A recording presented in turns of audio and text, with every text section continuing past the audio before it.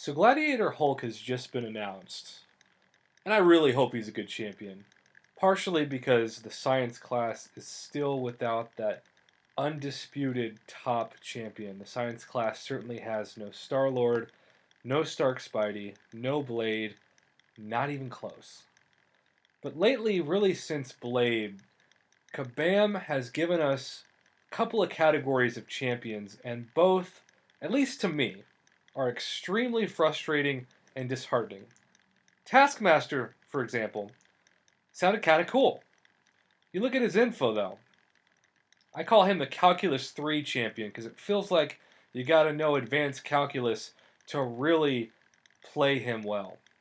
He has so many different, unique abilities, and so much studying goes into him. And I'm sure there are people out there who love playing with this character and who really want to fight for arguing that this character's great. And if that's you watching this, I'm glad you enjoy this character. But to me, part of why I love this game and why I honestly fell in love with it in the first place as someone who's not even a huge gamer. I mean, this is the first mobile video game I have ever played. Was because of people like Star-Lord, who's still my favorite champion to play mostly. Because even though there's better champions in the long run like Stark Spidey, you take him right out of the box, no assembly required, and you just wreck people. And if you play really well and you keep getting your combo up higher, you will beat most content in the game because of skill. Now, we have these new champions that take so much more practice that it actually gives me less of an incentive as a player to want to play them versus one of the traditional champions.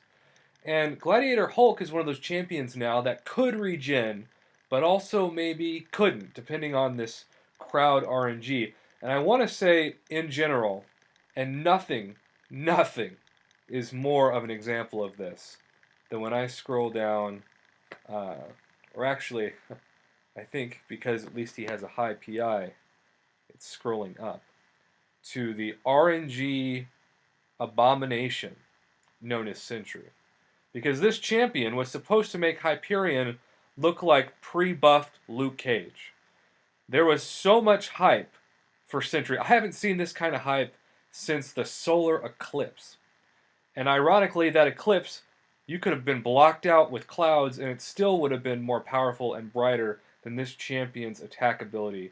And it's mainly because of this RNG BS. And if you don't know what RNG is, it stands for Random Number Generator. It's the same kind of mechanic that you will find in slot machines, and even if you collect like football cards, there's this odds trap. And in this case for SENTRY, it's a 32.5% chance to really become powerful. This means that, unlike Star-Lord, which you are 100% guaranteed to destroy people, Kabam gives you only a certain percentage chance where you can play perfect for hundreds of combos and still not deal half the damage that somebody that you thought was kind of an average champion or even a little bit above average, like a Spider-Man, would give. And I see Kabam having this pattern since Blade, really, of giving us mostly champions that either take a training manual to figure out, or no matter how well you figure them out, you are at the mercy of this RNG calculator. And I have to say two things about this. One, if this continues, I'm just going to lose interest in new champions at all, and maybe that will even affect my overall enjoyment of the game. But the other thing is that Kabam's in this to make money. They're a for-profit company. For-profit company. If you are a for-profit company, you want to create champions that are so awesome that people will spend their money and their units to get them. And if you come out with like 4 out of 6 terrible featured champions, and certainly Void is kind of the exception currently, because even though he takes a long ramp time to get to his peak, he still is an upper tier champion. You're just going to incentivize people like myself to never go for featured crystals. After Blade, and I'll probably do a separate video on this, I would never ever advise you to go for anything outside of a 10k 5-star crystal, because 6 stars are going to become so powerful that you want as many chances for 6-star shards as possible, which means you want to duplicate your 5 stars as much as possible, and you don't want to have to give up those extra 5,000 5-star shards for a 4.2% chance to pull a featured champion in the new featured crystals.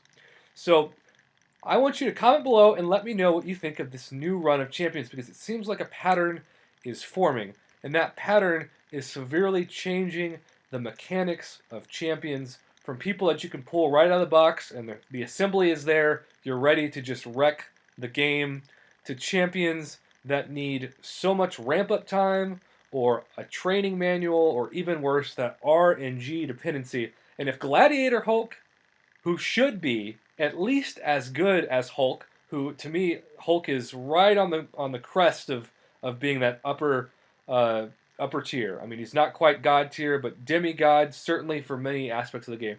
Gladiator Hulk should be at least that. And if Gladiator Hulk's just kind of like an amazing champion or an average champion, Kabam will have shown their cards, and really they're so concerned with making money that they're just de-incentivizing their player base to go for these new champions, and overall the morale is going to decrease as well. So comment below, let me know what you think of this new batch of champions. Thank you for watching, and good luck with all the new content of the game, and best of luck as well to those of you who will be going for Blade very soon.